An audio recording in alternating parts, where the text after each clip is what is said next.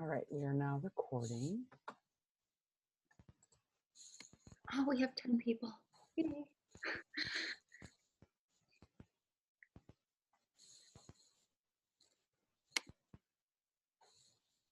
All right, just to confirm, you can see the shared screen, right? Yes. Okay.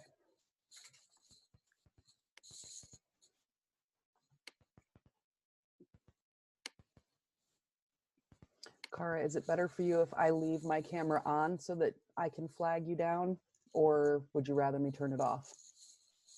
I don't care. Neutral it is. Sorry. As long as I'm not distracting you. I mean, I may dance in the corner a little bit, but The only thing that would really deter me that is in your house is Jasper. he is sleeping in his kennel at the moment, so hopefully, oh, he's so stinking cute. I know. I love him. You might see him run past because his favorite place to be is laying on my bed in my bedroom.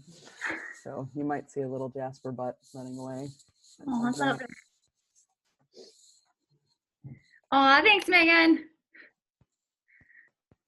I definitely had a moment where it was like that, it's your birthday as a little kid and you don't think anyone's going to come to your party. So thank you all for coming.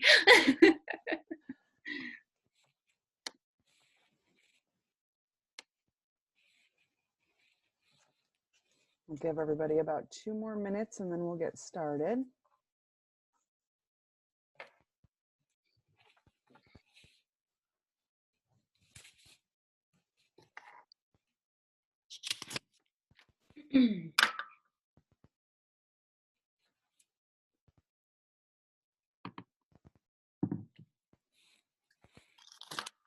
Should have had like Rocky music or something on there.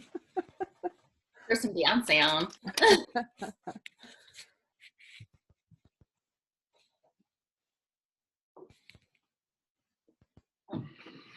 You have a dog trying to sneak in.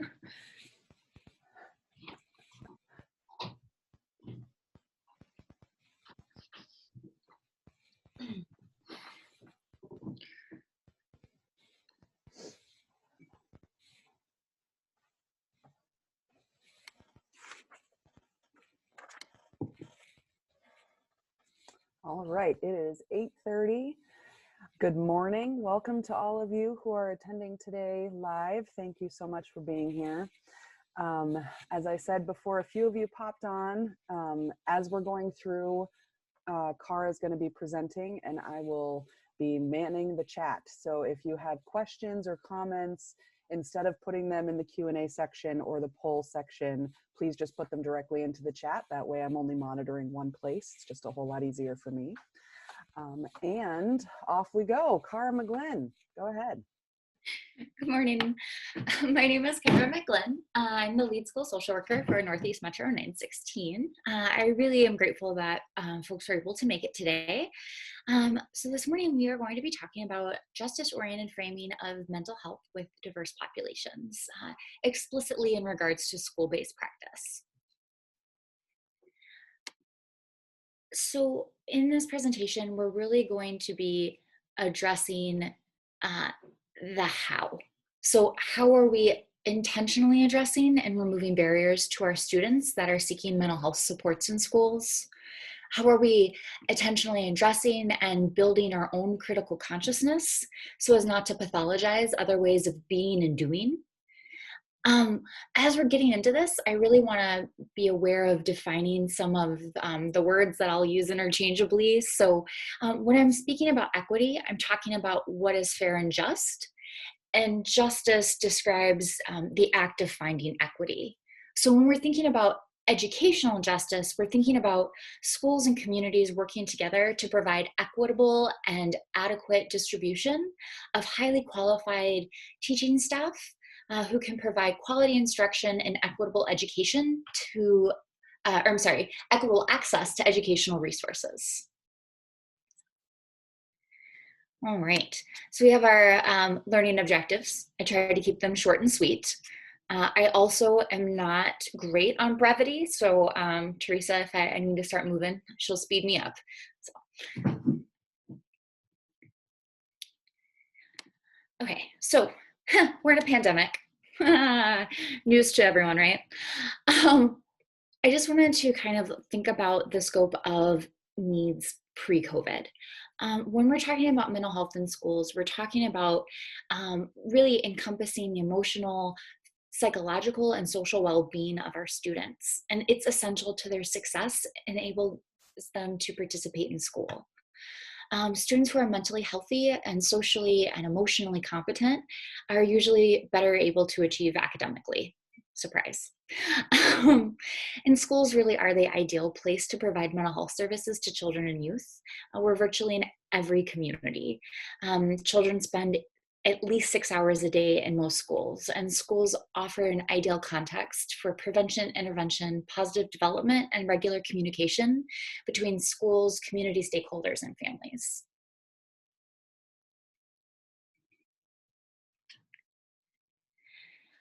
Just some more statistics for you to ground you really in the scope of need when we're starting to think about work with diverse populations. The information on the slide was developed from the American Psychiatric Association and the American Council on Minority Health and Health Disparities. I think for me, the part that I bolded was really startling. When we think about minority youth with behavioral health issues, they're more readily referred to juvenile justice systems than to primary care, especially when compared to white youth.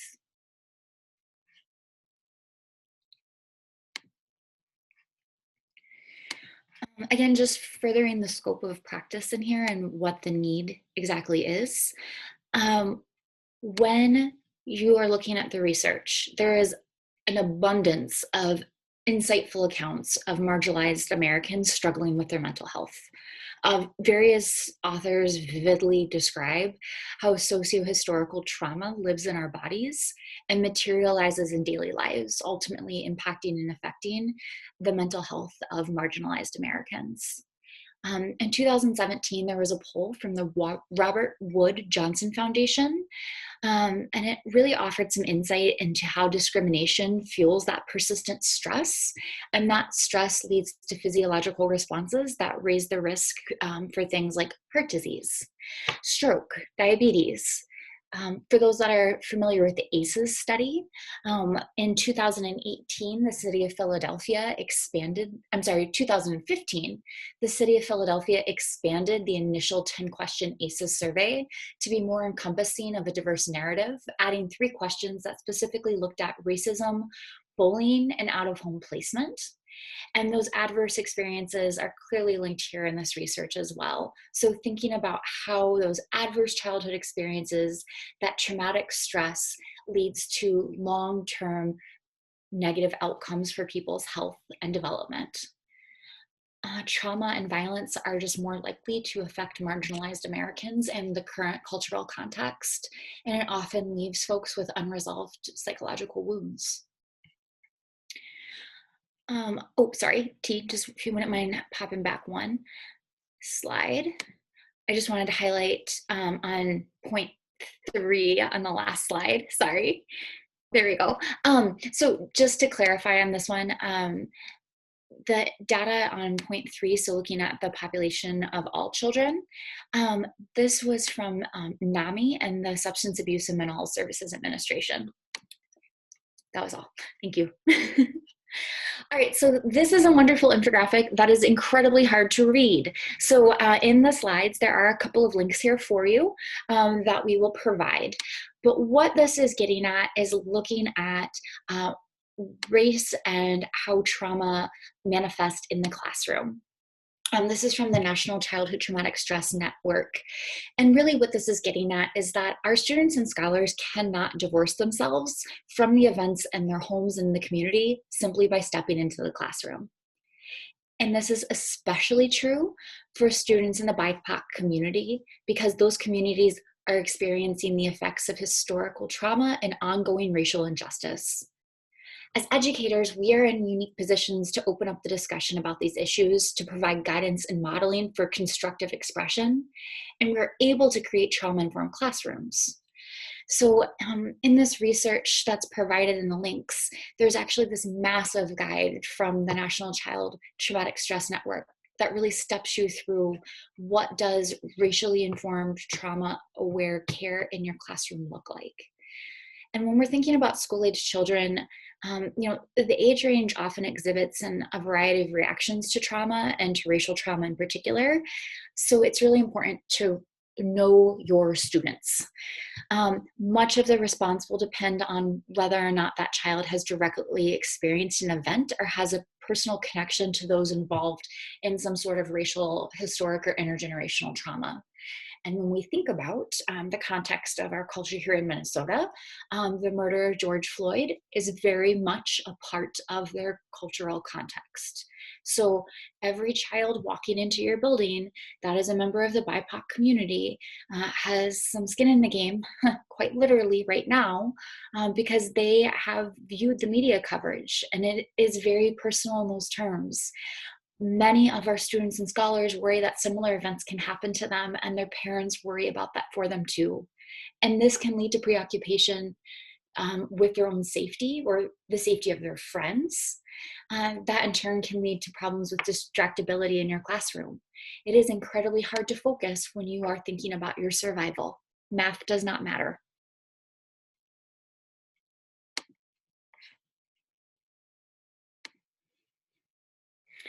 As we're continuing thinking about working with diverse populations, it's imperative that we mention work with LGBTQ plus communities as well. Um, Oftentimes, when we as a culture, Americans, think about the history of LGBTQ plus communities, we immediately think of like the Stonewall riots, the Pride marches, or maybe the US Supreme Court abolishing the Defense of Marriage Act in 2013. And while those are really significant events in the LGBTQ plus community that have paved the road for a lot of the movements and motion that's happened today, it's really important to remember that LGBTQ plus people have been around since the beginning of time. And in many cultures, gender and sexuality have been open and fluid since the beginning of civilization. Some really great examples are from the indigenous Navajo Nation. They traditionally recognize 5 different genders. In Burmese traditions, many people recognize a third gender, and they serve as spiritual mediums. Indigenous folks in Hawaii recognize multiple genders, and when people don't fit into a particular gender binary, that's celebrated. However, in the American education system, we are consistently trying to put persons into gender binaries.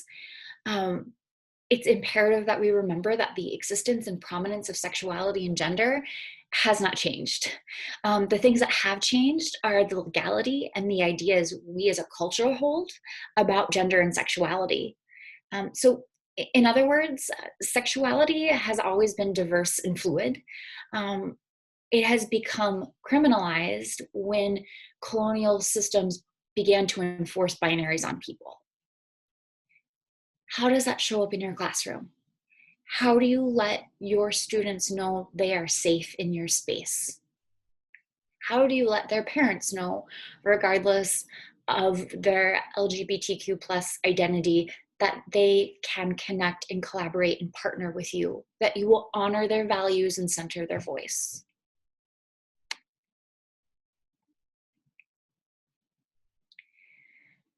This is some additional data and graphics. Again, just really wanting us to think about when we are offering mental health services with diverse populations in schools. Oftentimes we're missing the people who are most in need of those services.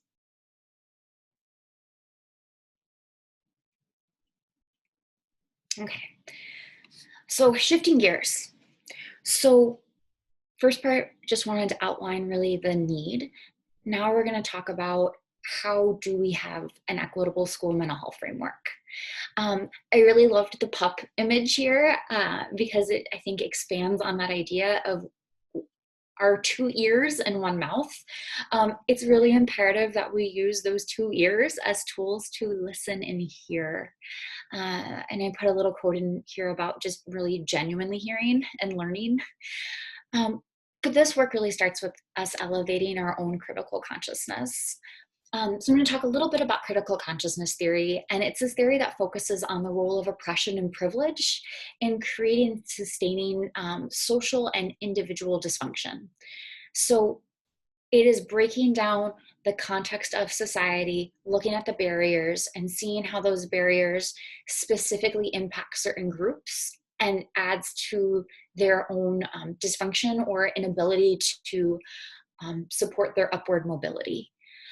So critical consciousness was developed by a Brazilian educator, Paulo Freire, and it's this idea of educational pedagogy that in order to liberate masses from systemic inequity, that practices and outcomes of interdependent systems, people have to be fully aware and centered in understanding inequity.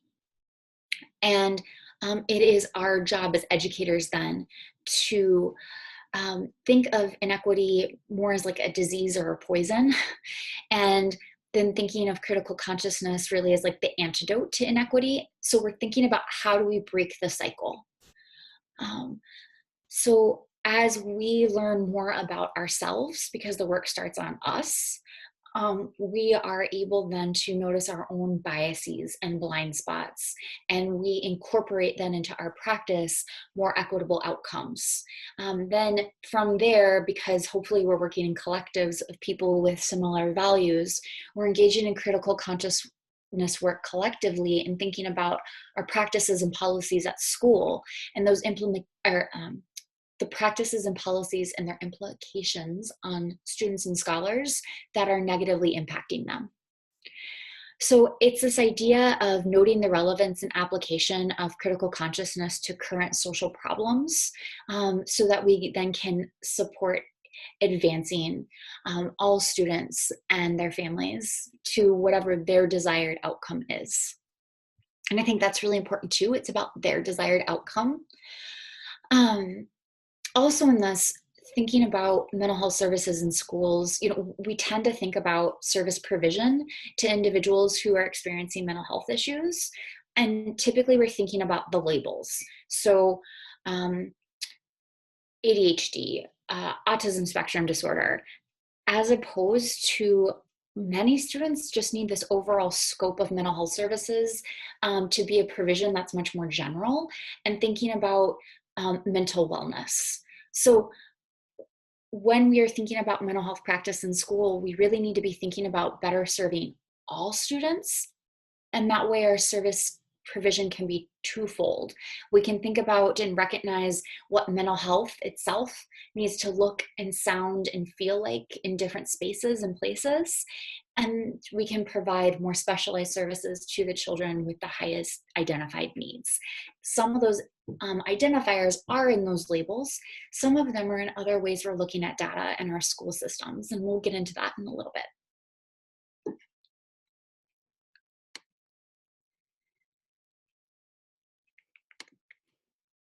So thinking about, in here, just equity considerations, mental health and the definitions of are a social constraint.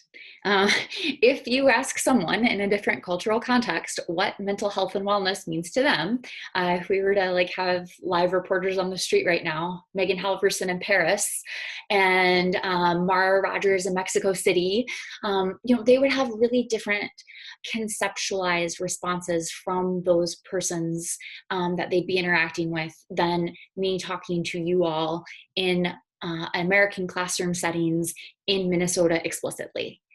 So really wanting to think about what it means to be mentally healthy really depends from place to place. So likewise, definitions like mental illness, when we're trying to describe the variations from normal, right, the norm, are really subjective. And there's a ton of culturally specific implications in there. So, given the variations, mental health must be defined in regard to a community's norms. Persons in that community include and should be centered in student, scholar, and family voice. And when we're thinking about persons like in the BIPOC community, notions about like health and wellness and mental health of particular individuals often are ignoring the construct of pathologizing. So people are saying, oh, they're not doing well. And it's really general in that sense. But because of the variations in cultural context, even for me as like a white female cis hetero practitioner, when I'm working with families, I need to really dig in to figure out what's going on and ask a ton of questions. Do not take people's, oh, things are okay. That's a really Minnesota thing, by the way. When you ask how things are going, I'm not from here. Oftentimes, when I'm working with a family and they say things are okay, I need to ask that same question like 5 different ways before I actually get a meaningful answer. And it's not because they're being rude or passive aggressive, but it's really thinking about how. Oh, Craig, sorry, I just saw your note. 1 second, I'll get there. But it's really thinking about how, as Minnesotans, we have this social construct, and thank you, Teresa, social construct into how we're not supposed to maybe be as direct in our communication. If I was working on the East Coast and I asked a family how they're doing, it's much more likely that they're going to give me a more direct answer. But again, because of my own identity, I'm still going to want to ask a lot of questions to make sure I'm understanding exactly what they're saying.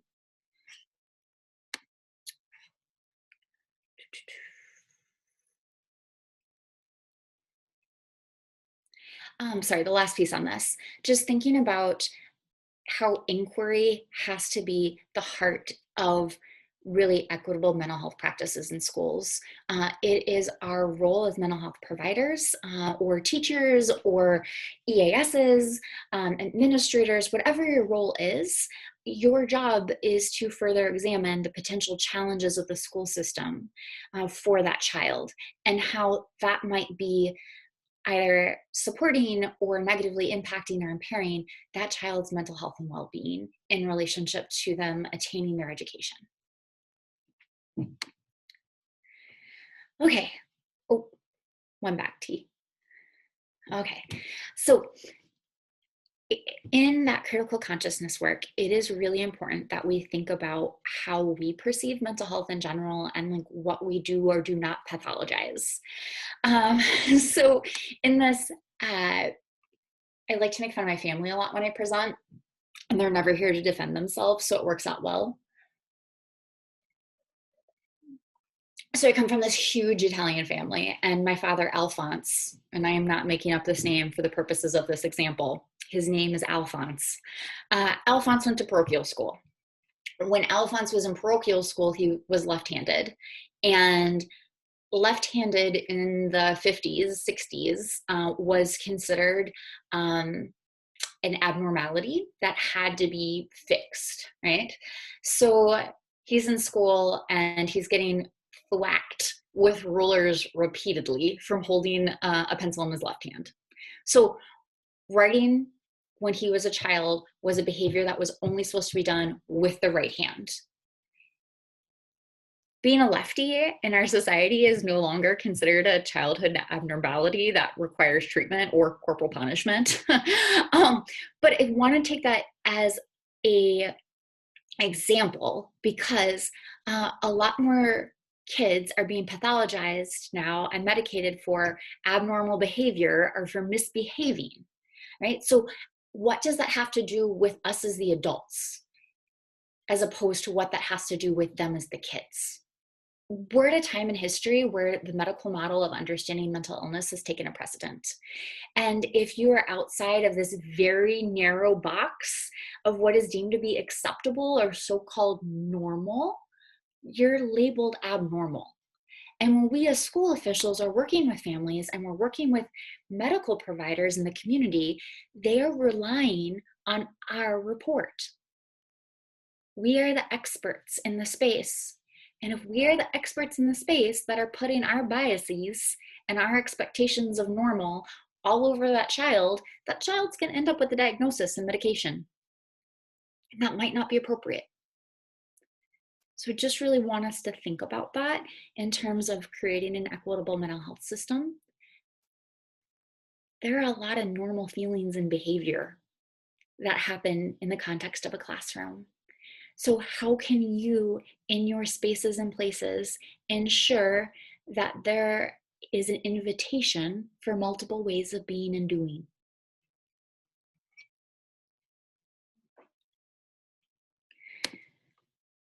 All right, so these next couple slides are just looking at some data in relation explicitly to COVID-19. As I joked earlier, we're in a pandemic, and really we can't talk about mental health in schools right now without highlighting this.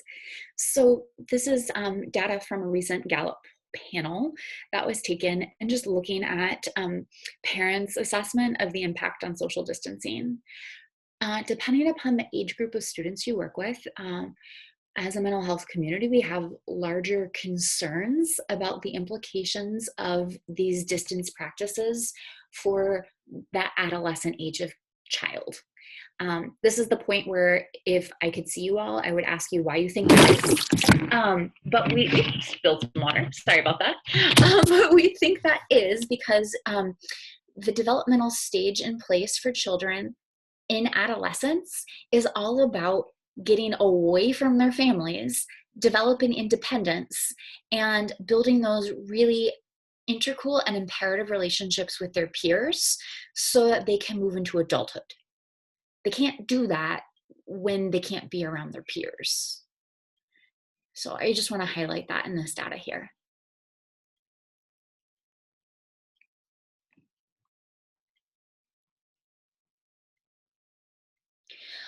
Again, just some more data there for you. In this, I think for many students, really this idea of uncertainty is at the root of their pandemic related distress, right? And I think if I were to, again, if this were in live presence where I could see you all and we could talk, if I were to ask you all, what is the thing that's mostly causing you stress about the pandemic? I really do believe most people would say it's really this uncertainty. We don't know what's going to happen day to day. Recommendations are continuously changing. We're worried for our safety, for our children's safety, for the children we serve safety, etc.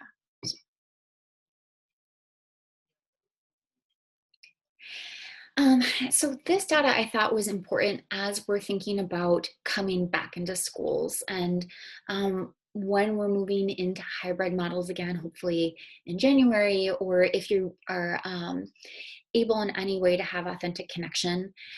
It's really, really hard as a mental health provider to do any sort of meaningful intervention via distance in the schools. And I think part of it is our relationships and how we formulate them looks different than if I were doing like outpatient therapy. And I think there's an integral part of the human experience when people are sad or stressed or lonely, being able to share space with them and energy with them in real time. There is an important component of healing that happens in that context that we're missing right now.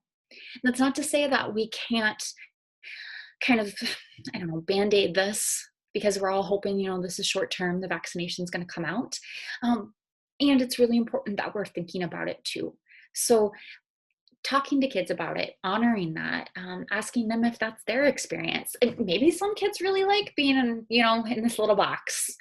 But it's really important that we're having authentic conversations in the context of this pandemic because the data is showing us time and time again, kids are scared. And in order for an event not to end up with the effect of long-term trauma, it's imperative that in the experience, the adults involved are supporting them and holding their hand and helping them make sense and meaning of what's happening.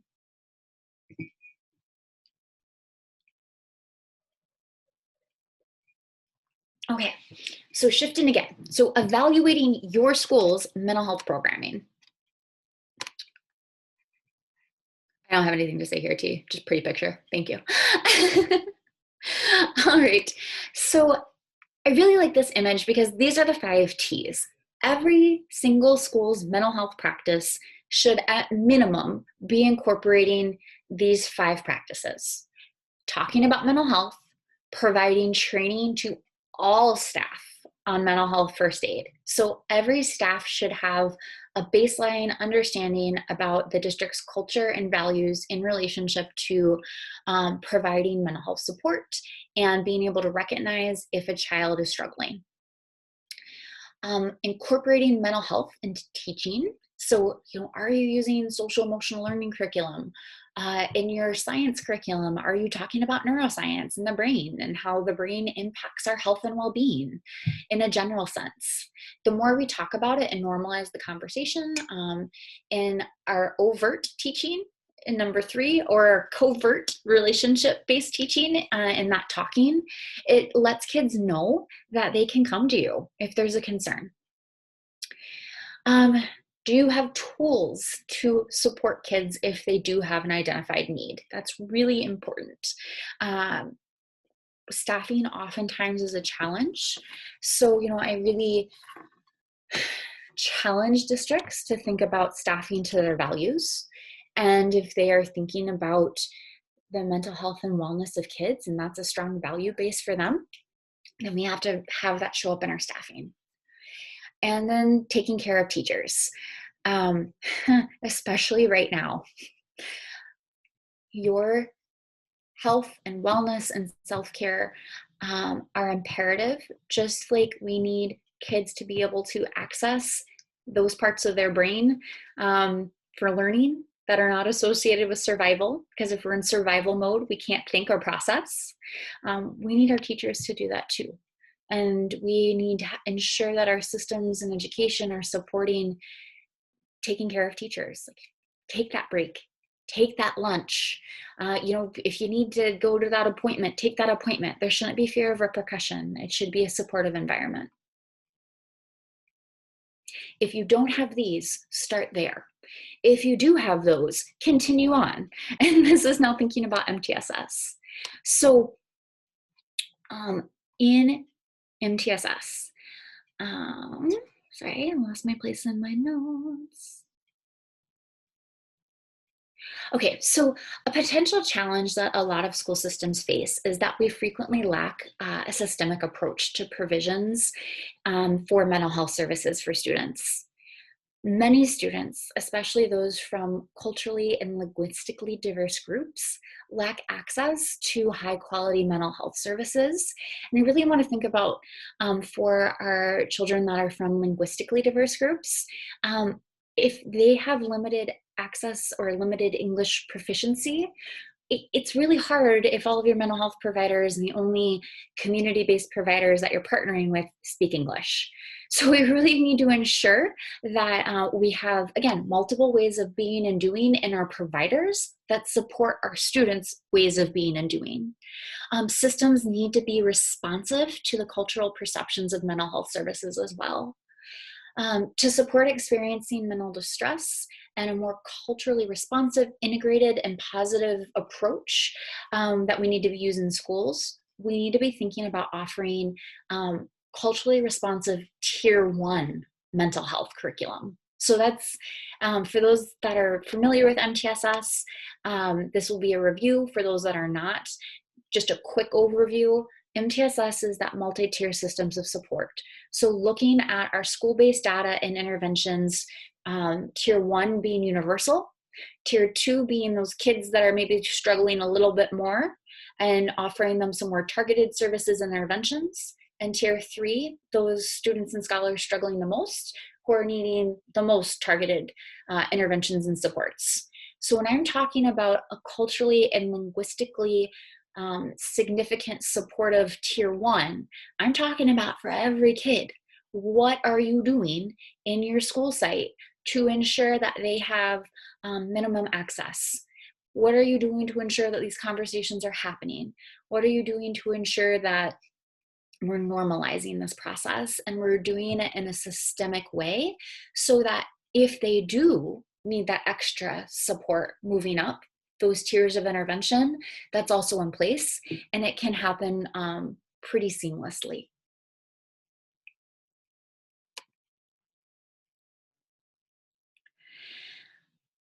So I really liked this infographic. This is from the National Association of School Psychologists, or NASP. And it's really thinking about providing a continuum of school mental health services and how that's really critical to effectively addressing the breadth of student needs.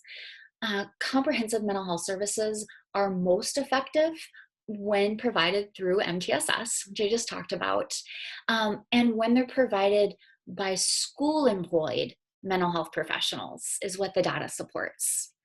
So it's imperative in order to support this that we have access to adequate staffing of school employed mental health professionals to ensure quality and effectiveness of these services.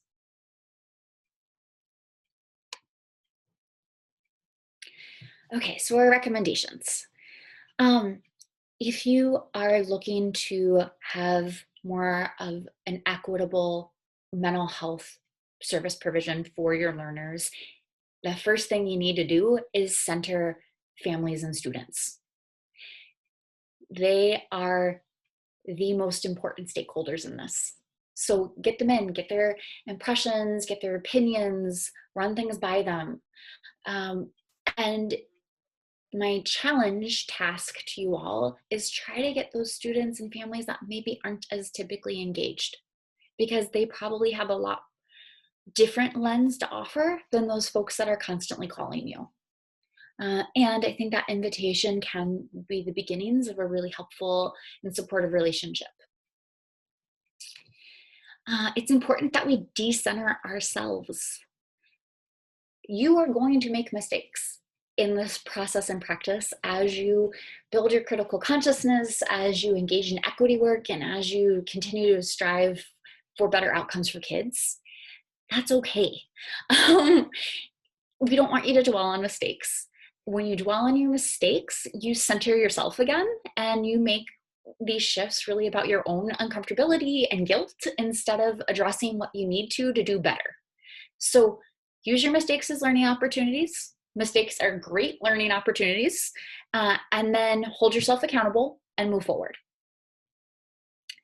When we're thinking about teaching positive psychology, this actually comes from Martin Siegelman's work, and it's thinking about a movement that de-emphasizes the DSM, right? So taking away all the clinical jargon, the biological focus, and really focusing on positive human behavior and having a strengths-based approach. So instead of teaching and focusing on dysfunction and treatment, we're focusing on positive psychology, embracing and celebrating uniqueness, giving examples of how people can become happier and more fulfilled that are evidence-based, but focusing on practices like gratitude, mindfulness, meditation.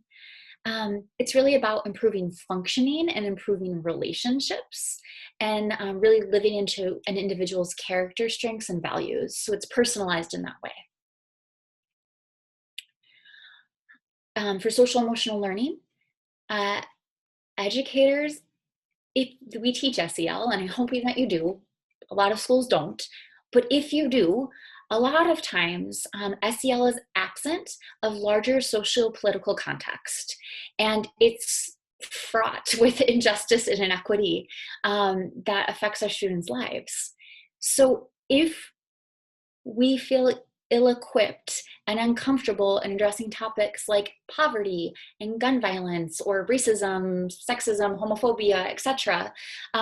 These are the forms of injustice many of our students face, particularly those that are most marginalized, every day. And we have to ensure that those conversations and our current cultural context are a part of our social emotional learning, or else it doesn't matter to kids. And we're missing an opportunity to support their mental health and well-being. SEL is a phenomenal tier 1, and we have to make sure it makes sense.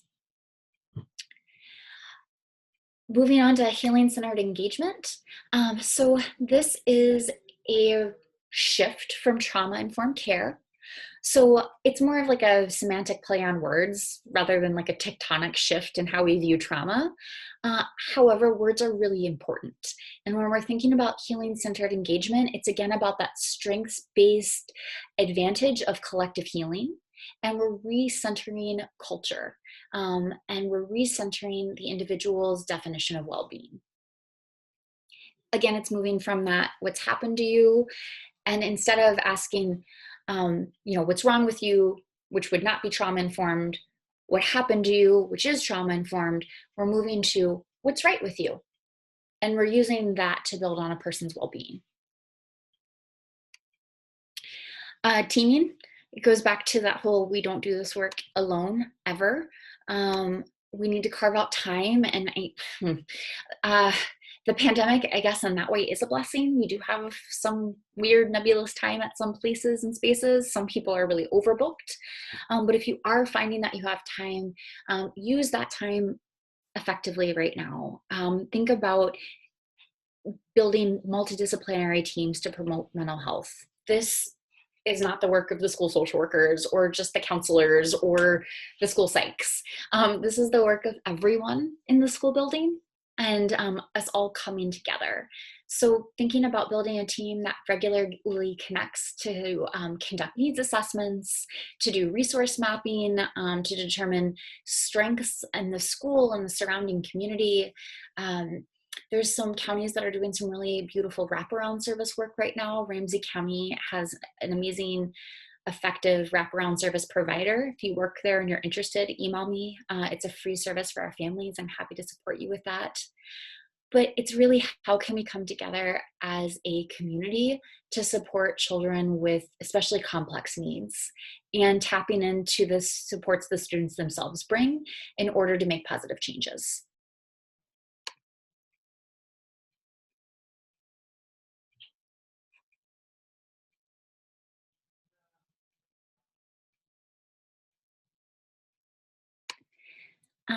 In this as well, thinking about universal mental health screenings, there are a ton of tools out there, and most of them are centered in whiteness.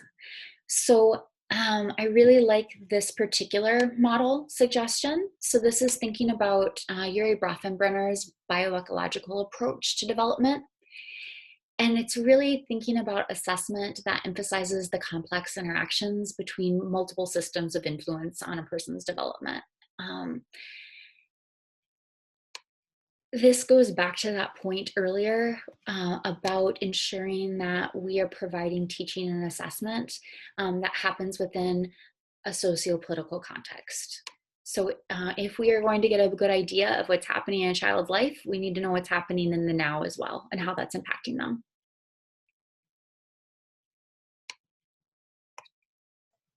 I'm going to be our time monitor. We have 5 minutes. Are we? Last one. All right, good.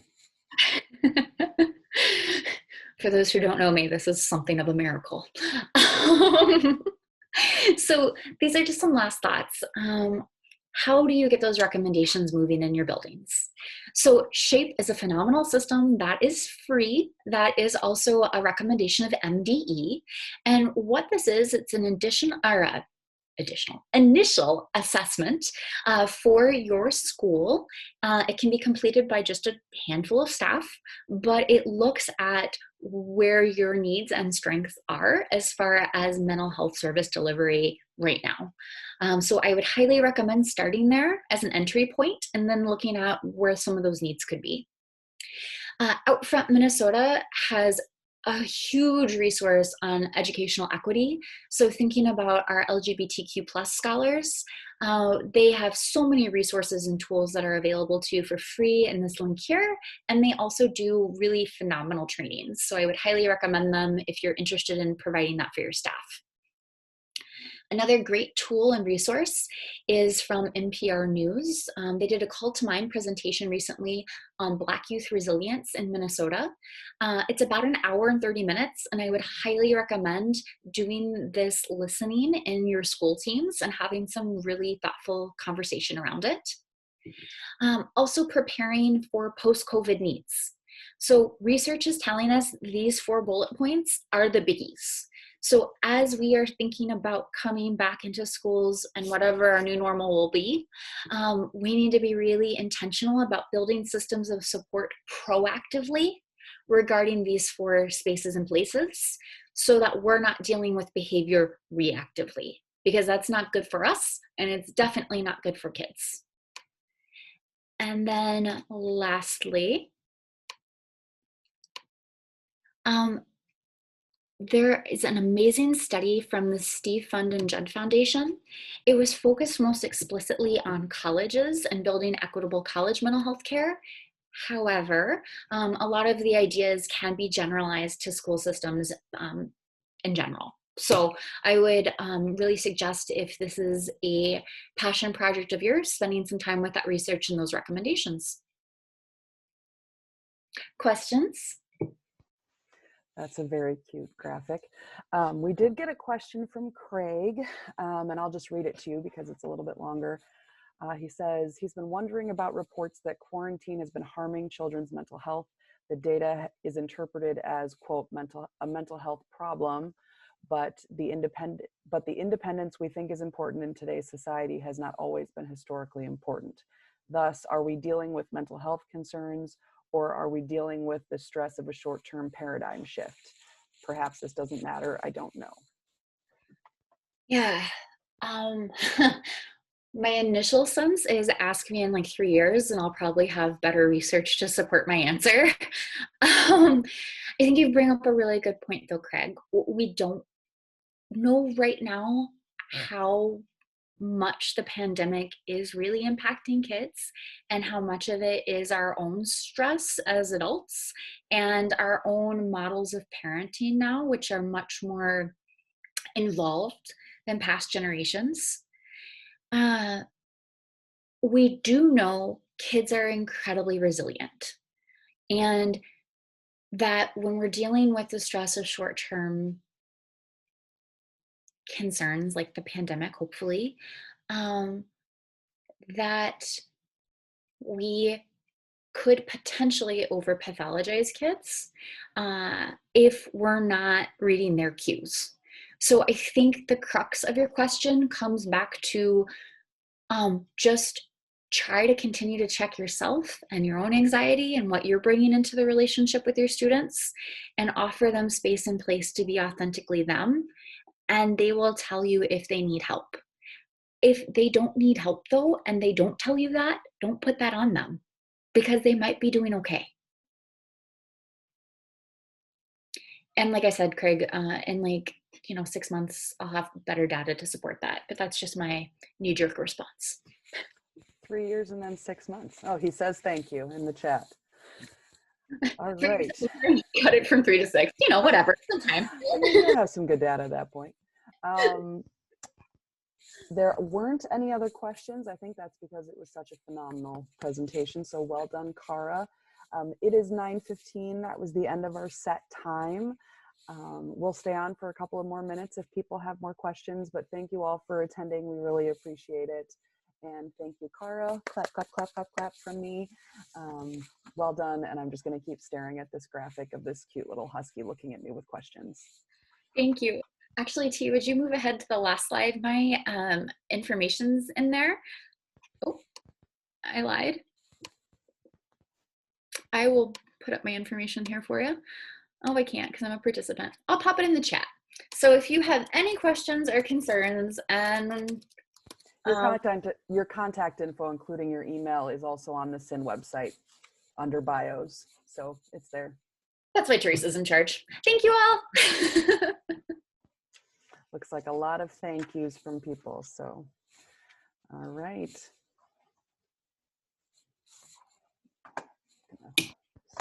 See if I can stop recording here.